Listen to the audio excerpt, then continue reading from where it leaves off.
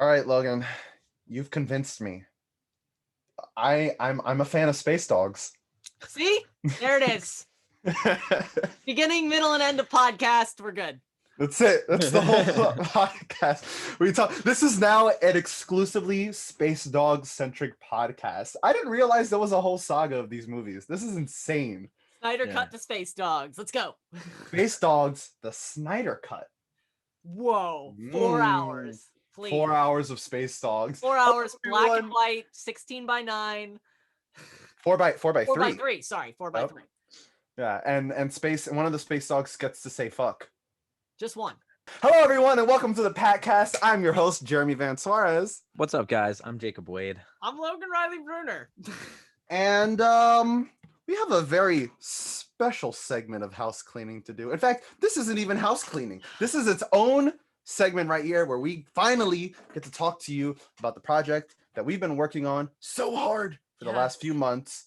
DNA, our Zoom reading, our teleplay, our edited version of DNA with a tremendous cast featuring many Blackwolves Collectives members such as Logan Riley Bruner, Jacob Wade, Michelangelo Jorge, Allison Wynn, Ephraim Burney, Ryan Quigley, Regan Sims, Olivia Grady, Sorenov Correa, and others. and others. Right? Is that? I feel like I named. Am I missing anyone? Those are our Blackwolves Collective members, and I think the others are just friends of ours who have so graciously donated their talents to our time. Yes. And made DNA the special production that it is this time around. Oh yeah. I cannot wait personally to see it. But it was a blast acting in it, and man, oh man, do you have something to look forward to, dear viewer? Mm-hmm. Yeah. It is time number 3 that we are working on DNA for at least me and Jacob. We started out in high school being behind the tech table. We ran sound and lights for production at our high school. Then in college, Jeremy and I co-directed a production that wasn't able to go up because of some stuff that was going on around the show. And now we finally get to bring it to life over Zoom as a part of Zoom for Change, which was started by collective member William Callahan in an effort to raise money for the Black Emotional and Mental Health Coalition, also known as BEAM. There is a GoFundMe page where you can donate to get your tickets to 3 nights of theater featuring the story by Tracy Scott Wilson, Dinner with Friends by Donald Margulies, and DNA by Dennis Kelly. We are the last show in this little cycle. Jeremy actually co-directed DNA with me because in addition to acting, I also directed it. But I did not feel as though I could play this character without having someone to watch me do it. So I was very glad to have him by my side. We are very excited. We're the last show in this cycle, but you should get your tickets now because the story premieres on Friday. This Friday, guys, April 9th. The link is down below. As of recording this podcast, the GoFundMe for Beam has $823. I am very much hoping, as I think all of us are, that we can reach at least $5,000. That would be great. Money for a good cause. Donate $1, donate $5, donate $10, donate $20, donate whatever you can. It's an awesome cause, and you get to see 3 nights of theater. So personally, I think it's pretty worth it. We've been working for a long time on this show. We put a lot of dedication in. Just 2 days ago, Jeremy and I were walking around in the post-rain, getting video recordings of stuff to add for transitions. We froze for our art. So we're very excited to get to share this whole thing with you. And we're very thankful for the collective members and the friends and the colleagues that have donated their time. It really does mean a lot to us that we have all these incredible artists who are willing to just jump in with us and create something. It says something about the space that we're creating for artists and for people that we have so many people willing to just dive in. So keep an eye out for that. We will be posting interviews that collective members that are a part of the show have done, so you can kind of get to know them. We'll be posting a little little shots and teasers and stuff throughout the week. Check out our Instagram. Yeah, DNA. I'm so excited that I can finally talk about it. There will be links down in the description. And if you would like to learn more about the Black Emotional and Mental Health Collective, you can go to beam.community. That's BEAM.community. The link for that will also be in the description. And with DNA, now out there, out in the open, much like the Snyder Cut, yes, we're still talking about it. I'm sorry, okay? What do we even talk about in a Snyder Cut world? Space dogs? No, because there is there's a different craze going around. One might call it a panic. One might call it a satanic panic. This past week has been a doozy for our favorite cowboy, Lil Nas X. You mean our favorite child rapper? No, I don't mean our favorite. Rapper? No, that's not what I mean, Logan. In case you've been living not on Twitter or living I don't know, below Satan's shoe or something. I don't know. That's a bit too mean. I take that back. I'm so sorry. In case you've been missing out, this past week, Lil Nas X finally released "Call Me by Your Name" or Montero, as its proper title is. A track that he leaked on Twitter like a year ago, and people have been asking for it, and he finally released it. It's a beautiful, openly queer song. I live for it. And some people were like, yeah, this song's pretty good. But what really got people in a doozy was the music video, which makes a lot of biblical references. It does. It starts off with Lil Nas X being one Adam and Eve, I guess, because it's just really him. Yeah. And then he goes up to heaven and then slides all the way down to hell on a stripper pole, gives Satan a lap dance, and then kills him.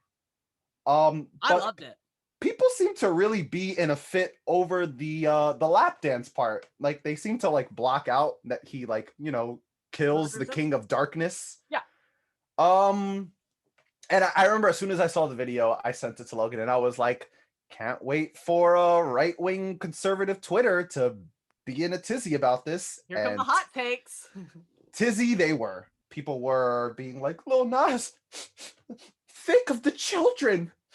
Kids love Old Town Road. Why would you go and make this music? Yeah, that's one of the many excuses that conservatives are placing upon Lil Nas X instead of, parenting their own children. I'd say that was the only thing that they're saying. There's not multiple reasons that people don't like this video. It's that. It's think of the children. Mm-hmm.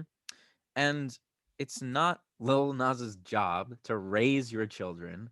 And also it's not Lil Nas's fault that your children have good taste. That's right, Jacob. I would also say, as Lil Nas X pointed out, because noted rapper Joyner Lucas came out and basically said, Lil Nas X knows his audience is all children, and Old Town Road was a child's anthem. Old Town Road talks a lot about lean and adultery, and he's been very open about these things. Just because your kids listen to the Kids Bop version does not mean that his music needs to be family friendly. Also, the song doesn't have anything to do with Satanism. The song doesn't have anything to do with satanic panic or religion or anything like that. It's a music video. So if you don't want to watch the music video, which as a Christian, I don't actually see any issue with. He kills Satan. You think Christians would be happy about that? It's also a total political commentary on what Christians say about gay people. That oh, okay, you want me to go to hell because I'm gay? Then fine, I'm going to go there my way and I'm going to take over. I thought that was really cool.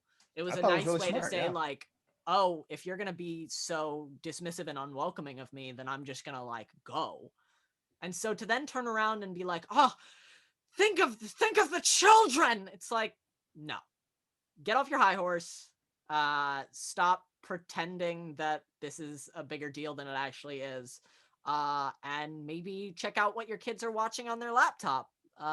if you're so worried about them seeing this music video, there are a lot of ways to keep them from watching it. Also, yeah, maybe entertain your kids in a way that's not here, play with your iPad. Yeah. Don't dismiss your kids' attention. Like, if they're being annoying to you parents, like, don't just put a screen in front of their face to shut them up, maybe. Because they can do whatever they want with that device. On another note, what do you guys think about the shoes? I was just about to get on the topic of the shoes. So just once again, just in case you've been, taking a long nap recently, the Brooklyn-based shoe company Mischief that likes to buy Nike shoes and customize them came out with their own version of the Nike Air Max 97s. They're all black with red stitching. And details such as 666 and John 10:16, which is a passage from the Bible, which reads, it's Luke 10:18. All right, hang on. He replied, "I saw Satan fall like lightning from heaven." Whole verse. The shoes also have a pentagram pendant hanging on the midsole of it, and each shoe contains one drop of human blood. Supposedly only 666 of them were made, and they were each selling for $1,018, much like Luke 10:18. Now, where do you get 666 drops of human blood? See, a lot of people are panicking about how the shoes are promoting Satanism, but I think the more important question is, where is the blood coming from? Yeah. That's not that much blood. It's just an artist's, sacrifice for their art, right? But it's not Lil Nas's blood. We don't know where the blood is coming from. Yeah, whose blood's in my shoe? It's a super extra, super over the top ridiculous thing. That only fueled the fire more. Yeah, definitely not for me. But if you want to spend your money on it, then do you, I guess? Right? Yeah, I mean, I wouldn't go around with shoes that say 666 or Devil's Pentagram, but I do like the passage, the Luke passage, and the drop of blood is a flex. It's a nice touch. Yeah. It is. It's kind of creepy, but it's also I don't know. I don't know how to describe it. Nike promptly was like, we have nothing to do with this. Reasonable. And now the shoes are being taken off the market because Nike sued Mischief, and I guess Nike won. I mean, you could say it's detrimental to the brand. You could also say it's taking their product and making money off it through resale. Yeah, but I get the artistic design. I get legally, if you buy a product, you are allowed to resell it with customizations on it. Mischief has been doing this for years. In fact, a couple years ago, they sold a Jesus shoe, which was also Nike Air Max, which was white and blue and had a drop of holy water in it and was blessed by a priest, which I guess is much more tasteful. Yeah, that's not going to damage the Nike brand. No. Because I remember when the shoes first came out, everyone was like, why is Nike making these devil shoes? It's like, they're not, but you're not going to listen to that because you're too busy panicking. So yeah, people need to chill, just in general. This Lil Nas X music video, this world in general, there needs to be a lot more chilling. Yeah. Sit down, smoke some weed. Yeah, because you can do that in New York now. Oh, look at us! Look at this three-way segue. Oh, I love it, guys. Legalization. We're just tag teaming here. Yeah. This past week, weed became legal in New York, recreationally. That's where we're from. So we're very happy. And we have never illegally smoked weed ever in our lives. Disclaimer. I can't wait to try it. Yeah, it's going to be such an experience. Guys, we don't have to lie. We went to Colorado. We've all tried it. Well, I said we haven't. All right. We have legally smoked it. We have. Yes, we have. Maybe once or 5. So certain laws have immediately gone into effect. You are allowed to publicly smoke weed in similar places where tobacco is allowed, of the few exceptions. Can't be within 100 feet of a church. It has to be outside of New York City parks and beaches. Can't do it from like a hospital entrance or a school. Can't do it inside. But that's fair because we have the rest of the great state of New York to enjoy our greenery. Smoke in your cars. When it's not a pandemic. Yeah, you can't smoke in your car. Also can't smoke inside your car when it's not a pandemic. Which I think is smart because, like, I heard a lot of people being like, there's no driving under the influence laws for marijuana. What are we going to do? And, well, if people aren't allowed to smoke in their car, then you kind of clear that issue because there kind of is a law. There's already consequences for driving while high in New York. There's not like an official like test. I guess a lot of people are confused about like, oh, there's no breathalyzer for being high. No, but if it smells like marijuana or a cop sees you smoking, he can pull you over and will give you a ticket. Well, they actually cannot charge you based on smell. It's not a thing anymore. Which is good. Excellent. They have to find evidence, I guess. Nice. I love that. Yeah. In addition to the wonderfulness of being able to smoke in the streets, people convicted of marijuana-related offenses previous to this law that are now no longer criminalized will have their records automatically expunged. So that's great news. I remember that's something that people were saying that they wanted if weed were to go legal. I think the next step is, reparations for time spent in jail, money loss, jobs lost, and all that. But record expunging is a very positive step, especially in New York, where a lot of marijuana charges were primarily focused on Black and Latino communities. After a radically failed war on drugs, essentially started to lock up political opponents. It is lovely to see that we are getting back to, because a lot of people don't want anyone to remember that before, I think Richard Nixon, pot was legal and you could smoke it and it was fine. But then politicians realized that all their opponents smoked weed. So if you criminalized the thing that they smoked, you could arrest them. And that is not just some crazy conspiracy theory that was actually admitted to by like chief of staffs who were like, yes, we started the war on drugs to lock up our political opponents. And it's cost a lot of people their freedom and their money and their lives. So I'm very glad that we're getting out of that and moving. We're taking a step back, but forward. Right. That's cool. Thanks, New York. We will be following the law. Thanks, Governor Cuomo. We know you're in the middle of controversy, and that's the only reason you're doing this, but we appreciate it. Yeah. He really held that in his back pocket, like, hey! Well, I remember people being like, uh-oh, this whole legalization might not happen because of all this controversy with Cuomo kind of losing support left and right. I mean, I feel like that's the easiest way to make it happen is he's been talking about doing it for a long time. That like him being in the middle of a controversy that has a lot of people telling him to resign to just drop this thing that a bunch of people want, I think is his way of getting people off his back for a little bit. Don't know if it's going to work, but the rest of us will be happy. With that, we're gonna introduce a new segment. This is a test run of the segment called Hey Jacob. Hey Jacob. Hey. Let me ask you a question. Sure. Shoot. How was Godzilla versus Kong? Let me tell you guys about it. Godzilla versus Kong was epic in the sense of titans fighting.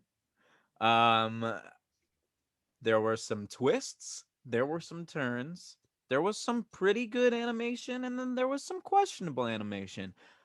But for the most part, it was an entertaining movie. There are some scenes in between the fights that will make you go, It's that There human are drama, isn't it? It's not even drama, it's the comedy that will make you go, ugh. You know, like when they put comedy in between action, it's Mhm. it's a genre. They tend to call it action comedy. Yes, they tend to call it action comedy. And let me tell you, this comedy feels very improvised. It feels very high budget actors thrown into a high budget room. It'll look cool and you'll recognize them. That's how it felt. But those animated fights, man. So good. Sometimes improvised comedy works. I've seen it. It's kind of rare, sadly. But a lot of people are doing improvised comedy now I rather think than it's done writing really it. well on the set of the Marvel movies. Oh yeah. Yeah, Improvised comedy goes really well there. I think it worked. Super throwback, but I think it worked in like Pitch Perfect and stuff like that. But there are I certain. didn't know that was improvised. Oh, a lot of Rebel Wilson's lines were improvised. Yeah. Nice. I can believe that. Because I she's could funny. believe it. Yeah. But there are some times that you put a bunch of actors into improv a situation and it just doesn't click. And that's why writers are important. Did it feel kind of like we need to get a scene that is this, just go do it and then we'll move on? Yes. Okay, good to know. You'll see, because I know you guys will watch the movie. It's it's the type of movie that you guys would watch. Mm-hmm. And when you do watch it, I think you'll see what I mean. Now, remind me, which of you have seen Kong Skull Island and Godzilla, see the monster one? Because we saw the Godzilla one together, didn't we? We saw. I saw Godzilla King of Monsters. I think we all saw it together. Yeah, we did. I've heard of the three, Kong Skull Island, Godzilla, and Godzilla King of Monsters, that Kong Skull Island is the best from a like storytelling, trying to do something other than just a monster movie. Right. But in terms of like action, you're looking at Godzilla and Godzilla King of Monsters. I've seen all three, so I'm up to date on my Godzilla verse. Good. Yeah, you're monsterverse. Mm-hmm. Good. Kaijus. Your kaijus. Yeah, they don't even say the word kaiju. They don't? I don't think so. So you should, definitely check it out. 0 out of 10. They don't say kaiju. Stop. But that wasn't the only movie that came out this week, even though it's the only one that Jacob has watched. That any of us have watched, really. Yeah. There are I think like 9 other movies that are coming out that actually came out yesterday. 9 movies? Well, why don't you tell us all about them, Logan? I certainly will. This is a segment that I'm kind of starting up as a part of the podcast because I am kind of the resident AMC A-list guy. Before the pandemic, I was the one that would go see that indie movie that you saw a trailer for and thought, maybe I'll watch that at some point, but then never ended up watching. I'm the guy that like actually went and saw it. So we have 9 movies coming out this week. There are a couple that I'm interested in, a couple that I'm not. I want to share them with all of you. Yay. Welcome to this new segment called Maybe I'll Watch That at Some Point. Maybe I'll watch that at some point. So we have French Exit. It stars Michelle Pfeiffer and Lucas Hedges, which is about a woman who loses all her money and moves to Paris. And it looks funny. People are saying Michelle Pfeiffer gives a really great performance. My mom wants to see it, so I'll probably end up watching it. I want to see this one. Yeah. I do.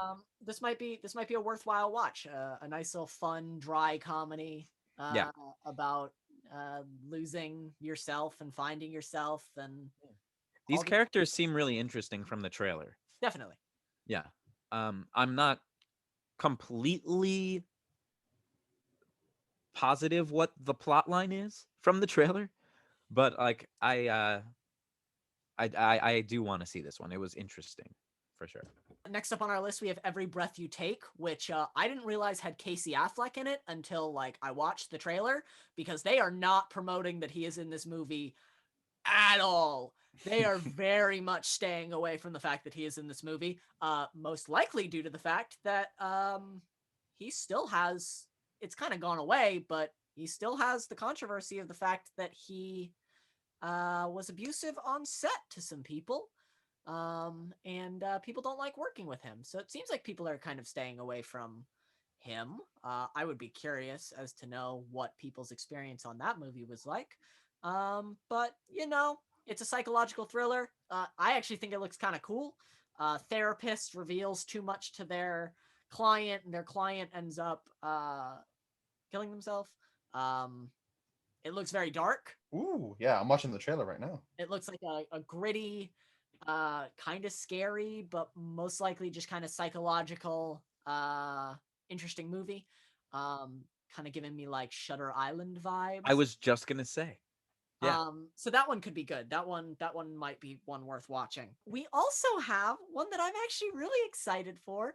Netflix's Concrete Cowboy with Idris Elba and Caleb. I don't want to mess up his McLaughlin.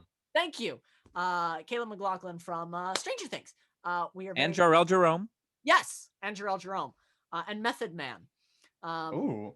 The cast looks great. The cinematography looks just beautiful. It's part of Netflix's movie a week. This is this week's movie. Based on a true story. Yes, based on the real life cowboys that actually lived in this town and actually like ran things. I'm very excited. And still to this day continue to be cowboys. Yeah. In North Philadelphia. Super excited for this one. I think this actually looks really, really good. It's nice to see Caleb getting to play a part that's not Stranger Things. That's something new. Millie Bobby Brown kind of got her shot. Finn has gotten his thing. Gatton's gotten his thing. So to give Caleb his momentum and his movement feels very right, and I'm very excited about that. We have a foreign language film called Amundsen, The Greatest Expedition, which is about the British and I think either the Norwegians or the Swedish, racing them to Antarctica to, I guess, like colonize it. It looks like an adventure movie. It looks like it's like, who's going to get to Antarctica first? Not my cup of tea. Jeremy, might be a movie for you as a lover of exploration movies such as Interstellar. Okay. I was wondering how you were going to tie that to me. We'll see. We'll see. If Jeremy's like colonization. Yeah, they colonize places in Interstellar. Yeah, I guess they kind of do. We're going from the like movies that you know to the movies that you don't know that like might be worth seeing. Say Your Prayers, which stars Harry Melling, known best for playing Dudley Dursley and also for being in The Queen's Gambit. He's doing a movie that looks like it's about radical Christians trying to kill somebody. Oh, but someone makes a shoe and the world goes crazy. It seems very apt for the times. I don't know if British blokes who kill the wrong guy. Yeah, British blokes who kill the wrong guy. Looks like a major comedy. We'll see. Also, huge. We talked about it at the beginning of the podcast. We've got, I think, the fourth film in the Space Dogs saga. My gosh. Gonna be wild. Huge adventure. Super excited about that. New characters, new dogs, a rat this time? I'm here for it. We've got The Unholy starring Jeffrey Dean Morgan, which makes my little horror fan heart sing. It's about a girl who says that she has had contact with the Virgin Mary and can use her to perform miracles. But it appears that the Virgin Mary might not be the Virgin Mary. So maybe it's Bloody Mary. We shall see. I'm actually really excited about this. I haven't seen a really, really, really good, really scary horror movie in a little while, so I'm excited to sit down and watch that. You know, they're releasing this on Holy Weekend. As of recording this, this is Holy Weekend. Good Friday and Easter. But you know, I don't see many Christians up in arms about this movie. Well, I think it's because this movie seems like it's focusing on the fact that okay, I haven't seen the movie yet. This is my prediction. Yeah, no, none of us have seen the movie. I think the idea is that Christians have gotten to such a place where they're just looking for miracles and just looking for like the next Messiah that they're so willing to just commit to something that is basically blasphemy.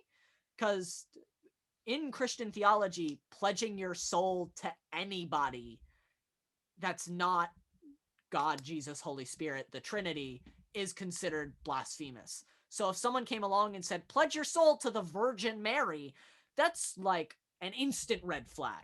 So to see that like the whole holy community in this movie very much takes her up quickly and is like, yes, let's put this girl at the front of our movement, I think is trying to say, look at how far we've gone from where we should be. This is the disaster that is waiting for us if we continue down this path. I think it's an interesting thing. I will be interested to hear what major members of the Christian community say about it. I'm sure there will be a lot of hot takes, but I'm interested in seeing it for myself. Final two, we've got the Oak Room, RJ Mitty, which looks like it's like a story within a story. It kind of looks like a vignette type movie. Love RJ Mitty from Breaking Bad. Cool to see him playing new characters. Interested to see how this turns out. We'll see. And finally, we have Shiva Baby, which was written by a female Jewish writer about her experience being Jewish. And Shiva and all of the amazing things that go along with it. It's about a girl who meets a sugar daddy, but then ends up running into him at a family function and finds out that he has a wife and a kid. And complications ensue. Sounds like Euphoria. Yeah, sounds like a lot of fun movies that could be interesting, could be funny. I am intrigued by that one. So those are the movies that are coming out this week. We will see what I'm able to watch before next Saturday.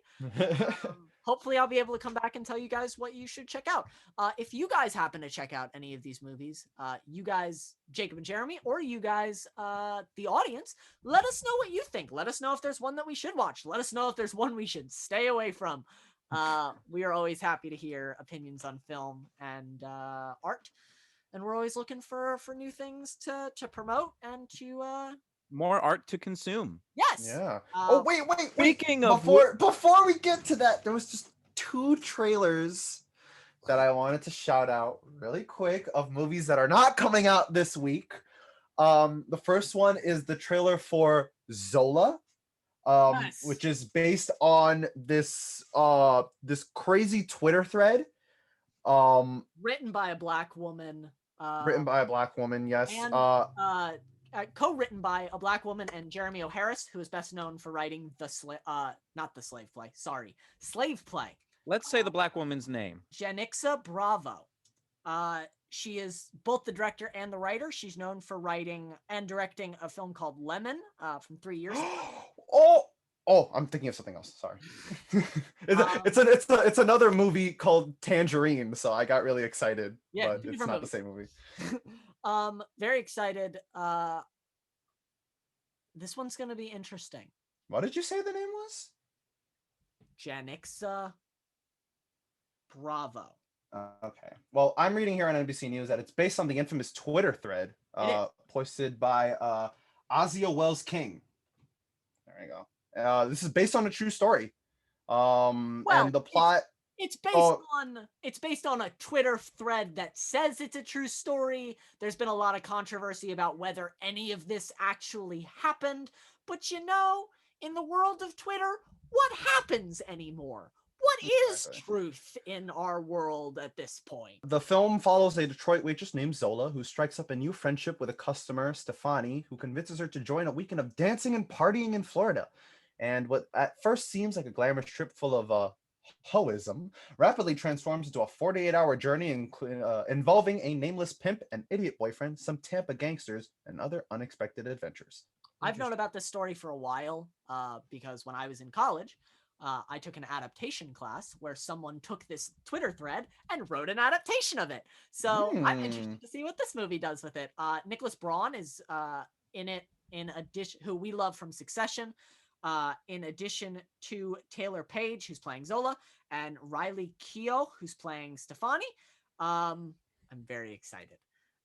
It's going to be wild. It's going to be crazy, giving me very Spring Breakers vibes. Yeah. Like, honestly, kind of Tangerine vibes. So I'm kind of glad that you brought that up, Jeremy. Should be dark and twisted. Definitely not going to be a movie for the parents. Definitely not going to be a movie for the kids. No. No. But it is going to be in a movie for the kids. Space Jam: A New Legacy. the sequel, the long-awaited sequel. I mean, I personally wasn't waiting for a sequel to Space Jam. But here we are. LeBron James is our Michael Jordan.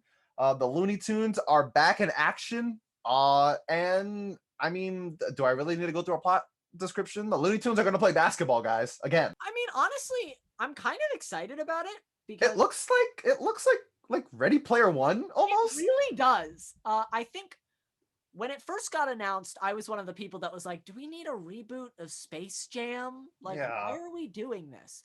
But this actually looks like an original take on the concept. It looks like they took the same general idea of the Looney Tunes play basketball with an NBA star, but instead of fighting for Earth, they're fighting for LeBron James's son. So it feels more personal. I watched the trailer with my mom, and my mom looked at me and went, "Hey, LeBron James can act." And I was like, you know what? Yeah. Don Cheadle's also in this too. Don Cheadle's in it. It looks like he's playing like the god of the serververse, which is like great, awesome. I love it for you. Good for Don Cheadle. I'm excited. I'm excited for it now. I'm looking forward to it. And with that, nom, friends, what are we consuming? Logan, let's start with you. Oh, okay. I'm still watching Criminal Minds, which I adore. It's so much fun. So much fun, despite being a show about serial killers. Very fun. I finally finished Assassin's Creed Unity, so we're done with that. I'm playing through Watch Dogs Legion and Far Cry 5 still. I just downloaded Assassin's Creed Rogue, so we will see how fast I'm able to get through that. Still watching The Great British Baking Show with my mom, because, you know, we all could use some baking in our lives. Jujutsu Kaisen, I watched a few episodes of with Jeremy. Logan asked me to watch an episode, and I felt so proud. I finished season 1 of Fantasy High, which is fantastic. Highly recommend. Yeah, that's it. I'm hoping to consume a few movies this week. That's my real... I want to get back to watching movies. I haven't done it in a while, and I do miss it. So we've been kind of busy making our own. Yeah, we've been editing on a constant basis, and so the idea of sitting down to watch a 2-hour movie after a day of editing is not appealing to me. But I want to get back to it now that editing is finishing up, and I'll have more time on my hands. So hopefully next week I'll have a couple of the movies that we talked about today to talk about and content I've consumed. Jacob? Nice. Yeah, I watched Godzilla vs. Kong. I've been playing Spider-Man Miles Morales and The Binding of Isaac, which are both great games. Thank you so much, Logan. He got them for me for my birthday this past week. Of course. Been playing some Mario Kart. And what else is there? You know what? I'm going to leave it at that. That's what I've been consuming this past week. Jeremy? Right. I, too, have been playing Mario Kart. I recently watched the like one-shot anime miniseries Burn the Witch, which is created by Tite Kubo, who also made Bleach. Apparently they take place in the same universe, so it was cool to see them connect. RuPaul, we're in a top 4 now of RuPaul's Drag Race season 13, and my girl Simone has been killing it since day 1. She's gonna win. I know it. Y'all can quote me on that. Simone, I love you so much. If you're watching this for some reason, you're so great. Watching Jujutsu Kaisen with Logan, playing Watch Dogs Legion as well. I got it because it's the multiplayer just dropped, and I was like, let me play some more games with my friends. Still playing through Kentucky Route Zero. I am on the final act, although I need to go and replay Act 4 because apparently something cool happens when you beat it twice. Nice. There's also a lot of choices that you can make in Act 4, right? It's like the choices you make along the river are basically like stay on the boat or like visit this place. And you can only do one at a time. So when you replay it, you can see the other side of the story, whatever happened. Still playing Animal Crossing, still playing Warzone. I just bought Disco Elysium Final Cut, which was IGN's like PC and narrative game of the year of 2019, and it finally came out on PlayStation. I've been waiting for this game for a long time. Haven't started it yet, but when I do, I'll let you guys know. Please. I played the first level in the in Hitman 2 with Logan, and we had a lot of fun. My run was very simple and clean. My target came through the door.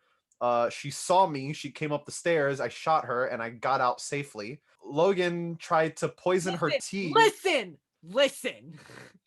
I wanted to be cool. I wanted to be sneaky. I was like, I just watched Jeremy do this in like the kind of easy way, the shooter in the head. I want to do the Hitman style. I want to creative. I want to be creative. So I like snuck in, I snuck my way around and nobody saw me and I was hiding and I was waiting. And then the guy like looked away for a second and I went to poison her tea and then he turned right back around and looked. Okay. But see, from my perspective, he was already looking in your direction when you went to go press the button. Yeah. So chaos ensued, but afterwards he like put on the disguise of one of the bodyguards and like caused some more chaos and he actually ended up making the target drown herself. Yeah, she sprinted out of the house, right? Because she was freaking out. She was like, someone's here to kill me. She got to a car. She was hiding. I threw a frag grenade and then fireworks went off on the car. And so she ran again and I got her away from her people and she saw me coming and she was like, nope, and just ran into the ocean. And I was like, I'm not going to stop you. If this is what you want, then this is what you want. And she went for it. And so I was like, okay, I guess that was way number 2 that we could have done this. So nice. I want to play this game now. Yeah, we'll have to get you in so that you can try a third version of events. See how many different ways we can do this. Yeah, I'm sure there's so many ways that you can play each one of that's kind of part of the charm of like Hitman, that it has this sandbox replayability. So I downloaded the first Hitman game to see if I can like actually get into it now that I actually completed a mission. Nice. And that was a tangent of what I was consuming, but that's basically it. So thank you all for watching. Once again, make sure you go check out the links in our descriptions to check out Zoom for Change. Donate to Beam at www.beam.community. And then to the GoFundMe. Oh, yeah, actually, even better. Not beam.community for the donations. Yeah. I mean, if you want to make extra donations, then please, by all means, go ahead. But the way that we're doing ticket sales is through the GoFundMe. It's not a sale of a ticket, but it's a proof of donation, which will get you a link to our show. So yeah, and because of the way GoFundMe works, the money doesn't go to us; it goes straight to Beam. So regardless of if you donate on the GoFundMe or on their website, it's going to the exact same place. So it's actually probably smarter to donate on the GoFundMe, because then you'll have proof that you were a part of this thing, and you'll get tickets to see a show. If after the GoFundMe ends and you're watching this months down the line for some reason, I don't know who would watch back a podcast, but if you decide to do it, then beam.community, you can donate to them directly once our GoFundMe ends. And you can also check out their work. They do really incredible things. We're very excited to be partnered with them. Special thanks to Will Callahan again for setting this whole thing up. This Friday, The Story by Tracy Scott Wilson. Do not miss it. Directed by the incredible Christina Franklin, who is nominated for a Drama Desk Award for her work on The Last 5 Years and Don't Stay Safe. For The Last 5 Years and Don't Stay Safe. Thank you, Jacob. Mm-hmm. So we're very happy to be working with her. Also, part of that show, we have Mara Lucas, Nicole Johnson, who is known for the organization Move. She also just did a talkback with Stuart Whitley Casting about equity in Broadway, which we were all very excited for her for. Dwayne Burris, Will Callahan, Tia McDonald, Stephanie Winland, Justin Boyd, and Richie Dupkin, with some voiceover from some other actors, maybe some familiar voices. So we're very excited about that. Definitely check it out. The play is incredibly well written. The cast has done a really great job. I've gotten to see like little clips, so I'm super excited to actually see the whole thing. I am donating tonight so that I can get my ticket for it. So go. Get your ticket. Do not miss it, because if you miss it, you're never going to be able to see it again and you're going to regret it. That's right. So yes, go get your tickets. We're super thrilled to be a part of this. And we can't wait to share it with you. That's right. Thank you, everyone, for watching the Packcast. I'm your host, Jeremy Van Suarez. I'm Jacob Wade. And I am Logan Riley Bruner. And this time, we didn't forget to say our names. Have a great day. Later. Bye.